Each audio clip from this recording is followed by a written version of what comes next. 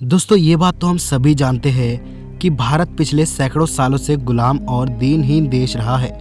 इसके बारे में अब लोग जानना ही नहीं चाहते कि गुलामी के काल में आखिर क्या क्या हुआ था, जिसके परिणाम हम आज तक झेल रहे हैं। यह सही है कि अतीत के बुरे वक्त को भूलकर नए भविष्य को गढ़ना चाहिए, लेकिन यह भी उतना ही सही है कि जो लोग अतीत से सीख नहीं लेते वह अपना भविष्य खुद ही बिगाड़ लेते हैं। वर्तमान को जानकर ऐसा लगता है कि हमने अतीत से बिल्कुल भी सीख नहीं ली थी। तो दोस्तों आज के इस वीडियो में हम आपको भारतीय इतिहास के कुछ ऐसे झूठ के बारे में बताने जा रहे हैं जिसे आज तक हम सच मानते आ रहे हैं। तो आइए जानते हैं इतिहास का सबसे पहला झूठ, जो कि हम जानते हैं कि वास्को डी गामा ने भारत की खोज की थी। दोस्तों गोवा में एक जगह है जिसे वास्को डी गामा के नाम से जाना जाता है। सचमुच भारत खोया हुआ था और जिसके बारे में दुनिया कुछ भी नहीं जानती थी। क्या वास्को डी गामा के पहले भारत में कोई विदेशी नहीं आया था? और क्या भारत कोई ऐसी चीज है जिसे खोजा जाए? हजारों वर्ग किलोमीटर के भूभाग को वास्को डी गामा ने खोज लिया। क्या आपको ये एक मजाक नहीं लगता? ये ऐसा ही है कि आप अपने पड़ोसी के घर को खोज ले और दुनिया में इतिहास प्रसिद्ध हो जाए। हालांकि आजकल पढ़ाया जाता है कि भारत के समुद्री मार्ग की वास्को डी गामा ने खोज की थी। सचमुच ये हद दर्जे की मूर्खता है कि भारतीय बच्चों को यह पढ़ाया जा रहा है कि वास्को डी गामा ने भारत की खोज की थी। पढ़ाया ये जाना चाहिए कि वास्को डी गामा ने यूरोप को पहली बार भारत तक पहुंचने का समुद्री मार्ग बताया था। दरअसल पहले यूरोपीय देशों के लिए भारत एक पहेली जैसा था। यूरोप अरब के देशों से मसाले, मिर्च आदि खरीदता था, लेकिन अरब देश के कारोबारी उसे ये नहीं बताते थे कि ये मसाले वह पैदा किस जगह करते हैं। यूरोपीय इस बात को समझ चुके थे कि अरब कारोबारी उनसे जरूर कुछ छुपा रहे हैं। ये कारोबारी अरब के उस पार पूर्वी देशों से ज्यादा परिचित नहीं थे। जहां तक सवाल भारत का है तो इसके एक और हिमालय की ऐसी श्रृंखलाएं हैं जिसे पार करना उस दौर में बिल्कुल असंभव ही था। भारत के दूसरी ओर 3 ओर से भारत को समुद्र ने घेर रखा था। ऐसे में यूरोप वासियों के लिए भारत पहुंचने के 3 रास्ते थे। पहला रशिया पार करके चीन होते हुए बर्मा में पहुंचकर भारत में आना, जो कि अनुमान से कई ज्यादा लंबा और जोखिम भरा था। दूसरा रास्ता था अरब और ईरान को पार करके भारत पहुंचना, लेकिन ये रास्ता अरब के लोग इस्तेमाल करते थे और वे किसी अन्य को अंदर घुसने नहीं देते थे। तीसरा रास्ता समुद्र का था, जिसमें चुनौती देने वाला सिर्फ समुद्र ही था। ऐसे में एक ऐसे देश की समुद्री मार्ग को खोज करने यूरोप के नाविक निकल पड़े। इन नाविकों से एक का नाम क्रिस्टोफर कोलंबस था, जो कि इटली के निवासी थे।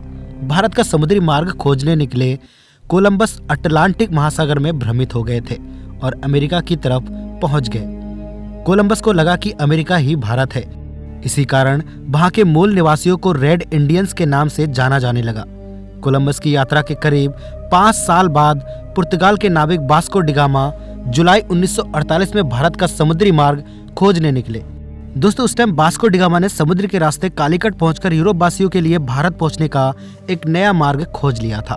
20 मई 1998 को वास्को डी गामा कालीकट तट पहुंचे और वहां के राजा से कारोबार के लिए हावी भरवा ली। कालीकट में 3 महीने रहने के बाद वास्को डी गामा पुर्तगाल लौट गए थे। कालीकट अथवा कोलिकोट केरल राज्य का एक नगर और पत्तन है। वर्ष 1499 में भारत की खोज की यह खबर फैलने लगी। वास्को डी गामा ने यूरोप के लुटेरों, शासकों और व्यापारियों के लिए एक रास्ता बना दिया था। इसके बाद भारत पर कब्जा जमाने के लिए यूरोप के कई व्यापारी और राजाओं ने कोशिश की थी और समय समय पर वे आए और उन्होंने भारत के केरल राज्य के लोगों का धर्म बदलने में महत्वपूर्ण भूमिका निभाई। पुर्तगालियों की वजह से ब्रिटिश लोग भी यहाँ आने लगे थे। अंततः सन 1615 ईस्वी में यह क्षेत्र ब्रिटिश अधिकार में आया।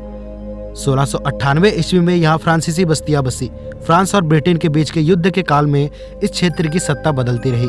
1503 में वास्को पुर्तगाल लौट गए और 20 साल वहां रहने के बाद वह भारत वापस चले गए। 24 मई 1524 को वास्को डी गामा की मृत्यु हो गई। लिस्बन में वास्को के नाम से एक स्मारक है। इसी जगह से उन्होंने भारत की यात्रा शुरू की थी। भारतीय इतिहास का दूसरा और सबसे बड़ा झूठ कि छत्रपति शिवाजी महाराज लुटेरे और पहाड़ी चूहे थे। हमारे कुछ इतिहासकार मानते हैं कि शिवाजी धोखेबाज, लुटेरे और पहाड़ी चूहे थे। दरअसल ऐसा कहने वाले इतिहासकार तो मर गए और अब कुछ ही गिने चुने ही हैं जो ऐसा कहने की हिम्मत नहीं रखते। दरअसल ऐसे इतिहासकारों का उद्देश्य रहा है कि ढूंढ कर भारत के गौरव को नष्ट, भ्रष्ट और भ्रमित किया जाए। आप सोचिए, जिनके गुरु समर्थ रामदास, जिनकी इष्ट और कुलदेवी तुलजा भवानी और जिनकी माँ परम धार्मिक प्रवृत्ति की थी, वे कैसे लुटेरे और चूहे हो सकते हैं। दोस्तों, दरअसल शिवाजी के बढ़ते प्रताप से आतंकित बीजापुर के शासक आदिल शाह जब शिवाजी को बंदी न बना सके तो उन्होंने शिवाजी के पिता शाहजी को गिरफ्तार किया। पता चलने पर शिवाजी ने नीति और साहस का सहारा लेकर छापामारी कर जल्द ही अपने पिता को इस कैद से आजाद कराया। तब बीजापुर के शासक ने शिवाजी को जीवित अथवा मुर्दा पकड़ लाने का आदेश देकर अपने मक्कार सेनापति अफजल खां को भेजा। उसने भाईचारे व सुलह का झूठा नाटक रचाकर शिवाजी को अपनी बाहों के घेरे में लेकर मारना चाहा, पर समझदार शिवाजी के हाथ में छिपे बखनखे का शिकार होकर वह स्वयं मारा गया। इससे उसकी सेनाएं अपने सेनापति को मरा पाकर वहां से दुम दबाकर भाग गई। इस घटना के आधार पर लोग शिवाजी को धोखेबाज कहते हैं, जबकि धोखा तो अफजल खां करने वाला था। दोस्तों, ऐसे ही न जाने इतिहास के कितने रहस्य छुपे हैं जो आज तक हमसे छुपाया गया, जिसे जानने की बहुत ज़्यादा ज़रूरत है, लेकिन आजकल कोई इतिहास पढ़ना ही नहीं चाहता। आशा करते हैं आपको आज की ये वीडियो पसंद आई होगी। ऐसी और रहस्यमय वीडियो के लिए हमारे यूट्यूब चैनल को जल्दी से सब्सक्राइब कर लीजिए।